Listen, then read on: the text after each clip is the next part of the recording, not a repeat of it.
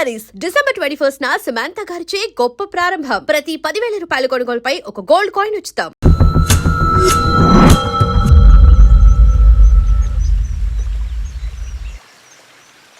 నాకు పట్టిన గతి ఇంకెవ్వరికీ పట్టకూడదని ఉద్యమంలోకి వచ్చాను.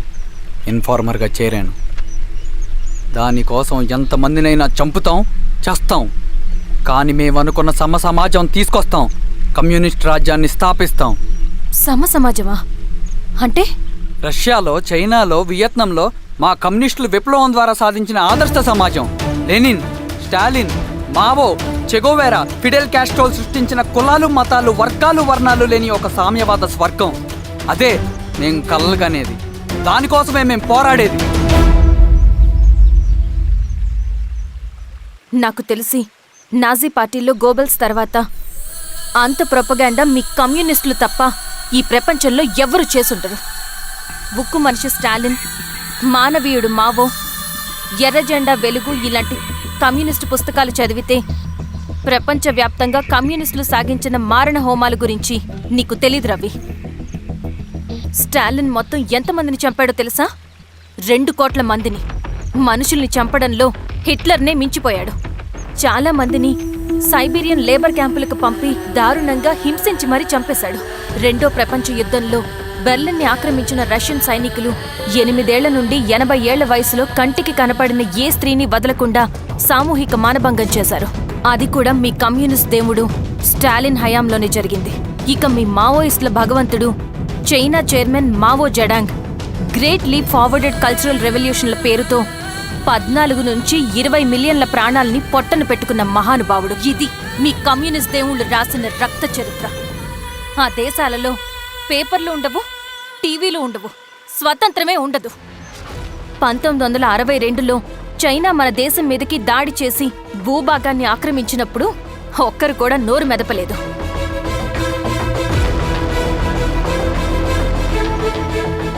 కమ్యూనిస్టుల మానసపుత్రులైన మీ నక్సలైట్లు ఏమైనా తక్కువ తిన్నారా?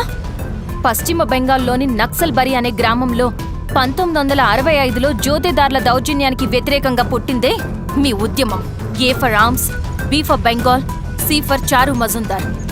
చారు మజుందార్ చెప్పిన స్టేట్మెంట్ గుర్తుందా? వర్గశత్రువుని ఖతం చేసి వాడి నెత్తుట్లో చేతులు ముంచని వాడు విప్లవకారుడు ఎలా అవుతాడు? అక్కడ్నుంచి మొదలైంది మీ నక్సల్స్ హింసాకాండ. 1965 నుంచి ఇప్పటిదాకా 1,00,000 మందిని ఉద్యమం పేరుతో చంపేశారు. కేఎస్ వ్యాస్, పరదేశీ నాయుడు, ఉమేష్ చంద్ర, శ్రీపాదరావు, దుగ్గిరాల వెంకట్రావు, హైగ్రీవాచారి, బుడ్డా వెంగల్ రెడ్డి ఇలా చెప్పుకుంటూ పోతే ఎంతో మంది మీ చేతుల్లో చంపబడ్డారు. ఇంతమందిని చంపి ఏం సాధించారు మీరు? కంపెనీలు తెచ్చారా? ఉద్యోగాలు ఇప్పించారా? ఇళ్లు కట్టారా? హాస్పిటల్స్ పెట్టారా? ఏం చేశారు మీరు? You did nothing. కడితే డెవలప్మెంట్, కూల్చితే విధ్వంసం. విధ్వంసం చేశారు కానీ డెవలప్మెంట్ ఏం చేశారు మీరు? అంటే ఇన్నేళ్ల ఉద్యమంలో మేం మంచేయలేదా? లేకే, ఖచ్చితంగా చేశారు. తెలంగాణ సాయుధ పోరాటం, శ్రీకాకుళ సాయుధ పోరాటం వాళ్ల చలవే. భూస్వాములు తగ్గి కూలీ రేట్లు పెరిగాయి అంటే అది మీ చలవే. నంబూద్రిపాద్, జ్యోతి బసు, సోమనాథ్ చటర్జీ, పుచ్చలపల్లి సుందరయ్య, తరిమెల నాగిరెడ్డి, చంద్ర రాజేశ్వరరావు, నల్లా నరసింహులు ఒక్కొక్కరు ఒక్కో లెజెండ్. కానీ వీళ్ళు ప్రజానాయకులు. తుపాకీ పట్టి అడవిల్లోకి వెళ్లలేదు. ఎలక్షన్స్ లో గెలిచి ప్రజా సమస్యల్ని పరిష్కరించారు. కానీ మీరేంటి ఎలక్షన్స్ వద్దు అంటున్నారు? ఒక తుపాకీతో మనిషి ప్రాణాలు తీసే బదులు ఒక పెన్నుతో 10 మంది ప్రాణాలు కాపాడొచ్చు. మీలాంటి వాళ్ళు ఉండాల్సింది ఎర్ర జెండా నీడలో కాదు, దేశ జెండా నీడలో. చంపుకుంటూ పోతే ఒకరోజు మనకిష్టమైన వాళ్ళని కూడా చంపుకోవాల్సి వస్తుంది రవి. నా మాట విను. ఇవన్నీ వదులుకుని నాతో రా. ఈ అడవి బయట నీకు గొప్ప ఫ్యూచర్ ఉంది. రా. సంతకం పెట్టండి శిరీష. నేనెందుకు చెప్తున్నానో అర్థం చేసుకోండి. రవి, సంతకం పెట్టండి.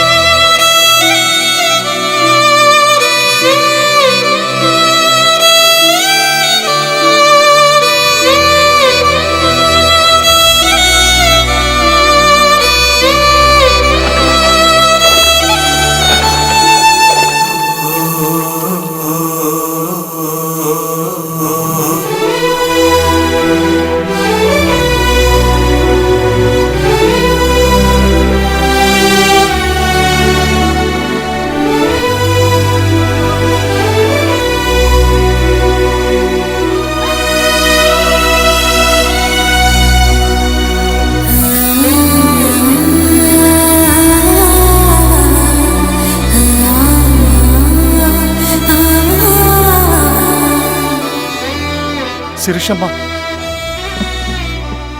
నేను కొన్నాళ్ళు ఒంటరిగా ఉండాలనుకుంటున్నాను, అర్థం చేసుకోండి. అది కాదమ్మా. స్వామి, నేను నీకు కబురు పెడతాను. అమ్మా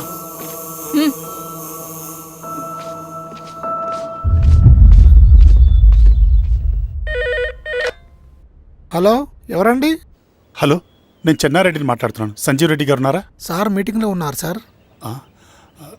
శిరీషమ్మ ఇంట్లోంచి వెళ్ళిపోయింది సార్ ఏం చేయాలో అర్థం కావట్లేదు. ఒకసారి సంజీవ్ రెడ్డి గారికి అమ్మాయి గురించి చెప్పండి. చెప్తా సార్. సురేష్, మనం చాలా జాగ్రత్తగా ఉండాలి. నమస్తే రెడ్డి గారు, యూ కెన్ గో. సార్ కూర్చోండి సార్. వాళ్ళక్కడ నన్ను చేతగానే వాడిని చేసి నలుగులో నిలబడుతుంటే నువ్వు ఇక్కడ రిలాక్స్గా ఏసీ రూమ్లో కూర్చొని మీటింగ్ లా. మీరు ఇక్కడికి రాకముందే అన్ని ఏర్పాట్లు చేసామండి. రేపటి నుంచి ఆ నక్సలైట్లకు పోలీస్ పవర్ ఏంటో చూపిస్తాం. కొత్త ఎస్ఐ పళని అప్పన్.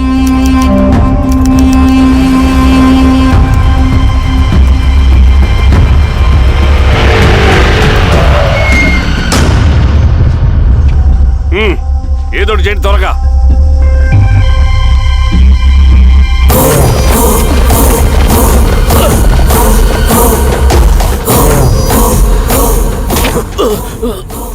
ఏంది హీరోస్వామి, ఏమని చెప్పినాడా? లేదు సార్. చాలా సిన్సియర్ అనుకుంటుంది. అవును సార్. మన సిన్సియారిటీ కూడా చూపియాలి కదా. ఆ?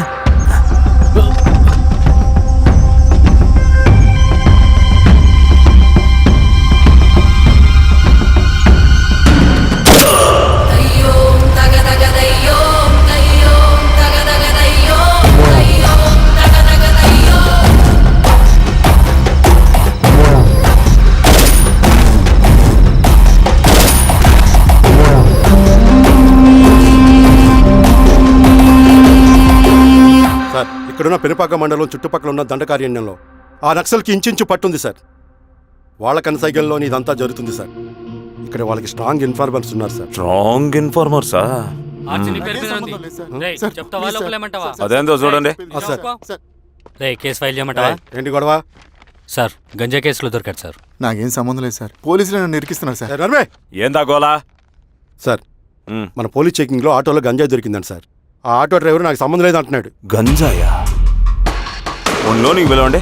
రేయ్, రా. మీరు బాండి. హీరోస్వామి గారు సార్, కూకో. సార్. నీ పేరేంది? రాజప్ప సార్. కూకో. ఎవరు? లంకపురం సార్. కూకో కూకో కూకో. ఏం చేస్తా అంటావు? ఆటో డ్రైవర్ని సార్. కూకో. నీ అబ్బాయి ఎన్నిసార్లు చెప్పాలా నీకా? వయసులో పెద్దోడిని, పోలీసోడిని, నాకు ఒకే విషయం 10 మార్లు చెప్పడం ఇష్టం ఉండదు. అర్థమైందా? కూకో.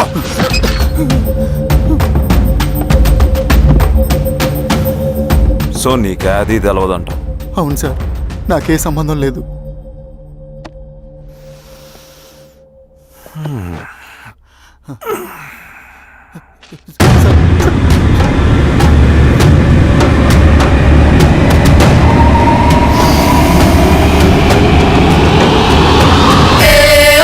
సో నువ్వు లేత గంజాయి తోటలు తిరుగుండవు. ఈరా సామే, ఈ నీకు తోలకపోయి ఏం చెయ్యాలనో చెప్పు. Very strong informer. రేయ్, లేరా, లే. అమ్మా.